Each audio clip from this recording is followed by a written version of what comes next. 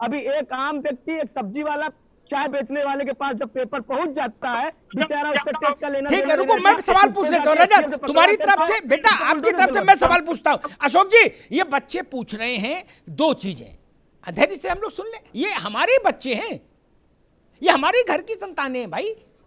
इनसे अलग और उत्तर प्रदेश का मुस्तकबिल क्या है जो सामने बैठे हैं बच्चे? यही है, हम लोग तो नहीं रहेंगे ना हमेशा।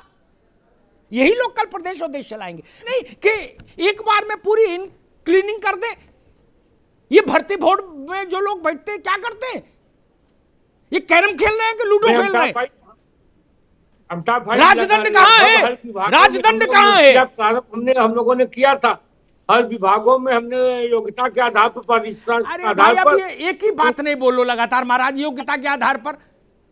भर्ती तो योग्यता के आधार पर होनी चाहिए, तो लेकिन समय नहीं लगे। क्या क्या उसमें समयबद्ध नहीं हो? 2014 की भर्ती लटकी है और हम ये कह के उसमें से निकल जाएं कि योग्यता के आधार पर करेंगे? क्या इसको कोई स्वीकार करेगा? पूरे देश में कोई मानेगा? महाराज अब हमने तो सरकारी विभागों में पारदर्शिता के आधार पर लोगों को नौकरियां देना शुरू किया हम लोगों ने, और उसी का परिणाम में लगभग हर विभाग में लोगों को नौकरियां मिलना प्रारंभ। भाई मैं एक उदाहरण सुन लीजिए, एक सेकंड रुको भाई, दोनों लोग। अशोक जी, एक प्रश्न का उत्तर दीजिए। 2500 के आसपास दरोगाओं की ट्रेनिंग हो गई, सब काम हो गया, लंबी कूद, ऊंची कूद सब हो गया, ज्वाइनिंग है, ठीक। मामला सुप्रीम कोर्ट में चला गया। सुप्रीम कोर्ट ने 10 महीने से फैसला रिजर्व रखा। मैंने 3 दफे कहा अधिकारियों से कि इसमें चिट्ठी बना के डाल दो सुप्रीम कोर्ट में कि लोक हित में इसको फैसले को डिस्पर्स किया जाए, ठीक। इसमें कोई बिल्कुल, लेकिन नहीं किया किसी ने। क्यों क्यों क्यों नहीं किया? इसका उत्तर कौन देगा मुझे? मैं निश्चित तौर पे बिल्कुल। फिर मैं पूछता हूं, लूडो खेल रहे हैं क्या अधिकारी? तो क्या गलत पूछता हूं? नहीं, बिल्कुल नहीं।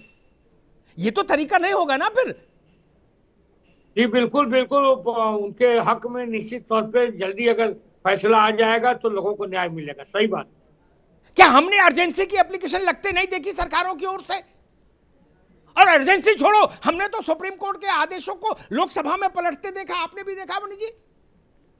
जब अपना काम हो तो सब कर लो, और जब नौजवान का काम हो तो बोले ठीक है चलने दो। 14 की भर्ती, बुढ़ा गए लोग। एक और बार निवेदन करता हूं, आज आप हैं इसलिए। मैंने एक बात कही, मुझसे कुछ नौजवानों ने कहा लगभग 1.5-2 साल कोरोना ने खराब कर दिए, कोई अर्थी भर्ती कुछ नहीं हुई, ठीक। मैंने कहा इनको 2 साल का एज में रिलैक्सेशन दे दीजिए। क्या लाखों बच्चे ओवर एज हो गए कोरोना के चलते, गलती उनकी नहीं है, और इम्तिहान हो भी नहीं सकता था भर्ती का, यह भी ठीक है। किसी के कान में जू नहीं देंगी, क्यों? इसमें पैसा लग रहा है, इसमें पैसा लग रहा है इसको करने में। क्या पांडे जी, ये इसमें भी योग्यता के आधार पर कमेटी बनाओगे? मैंने आपके सुझाव को निश्चित तौर पे गंभीरता से लिया जाएगा, इसमें कोई दो राय नहीं। आज आपने कहा है तो निश्चित तौर पे मैं उस प्लेटफॉर्म पर रखने का काम करूंगा।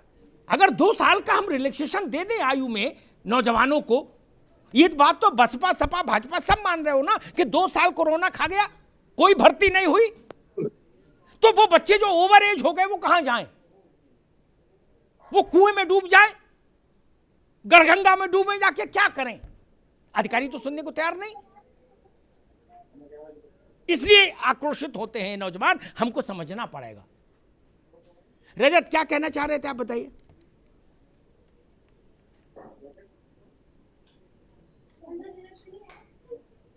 जी रजत,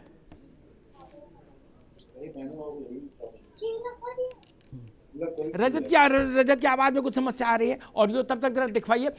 तूफान सिंह, शासन की ओर से जो शासन में पार्टी है, वो जो सुझाव जो आपकी मांगों पर उन्होंने जो रुख लिया है, उससे आप लोग किस सीमा तक संतुष्ट हैं? सर हम लोग कदाप संतुष्ट नहीं है, जी। क्योंकि 6000 सीटें का कोई औचित्य नहीं बनता। जो घोटाला हुआ है साफ साफ उसमें दिख रहा है कि आरक्षित वर्ग की, ओबीसी और एससी की 19,186 सीटों पर घोटाला हुआ है। इतनी सीटें आवंटित की जाए और 69,000 के सापेक्ष की जाए, ऐसा नहीं कि कहीं और से सीटें ला के जोड़ दी जाए, क्योंकि अगर ऐसा हुआ तो आज नहीं कल कभी न कभी अभ्यर्थी भी बाहर हो जाएंगे। वही हाल हो जाएगा जैसा शिक्षा मित्रों का हुआ, नौकरी करने के बाद बाहर आ जाएंगे, तब बहुत ही हुआ पटक की स्थिति बन जाएगी। और 68,500 शिक्षक भर्ती की जो सीट जोड़ी जा रही है उस पर भी सर आरक्षण का एक आदेश आ चुका है, सद्भावना समिति का आदेश आ चुका है विधान परिषद का, कि उसमें भी दिव्यांग और ओबीसी को 5% की छूट नहीं दी गई थी। उन पर कैसे न्याय होगा? कई दिव्यांगों ने भी मुझसे कहा, ठीक बात है, ठीक है तूफान अशोक जी, कई दिव्यांगों ने भी मुझे संदेश किया कि हमारे बारे में भी थोड़ी बात उठाइएगा।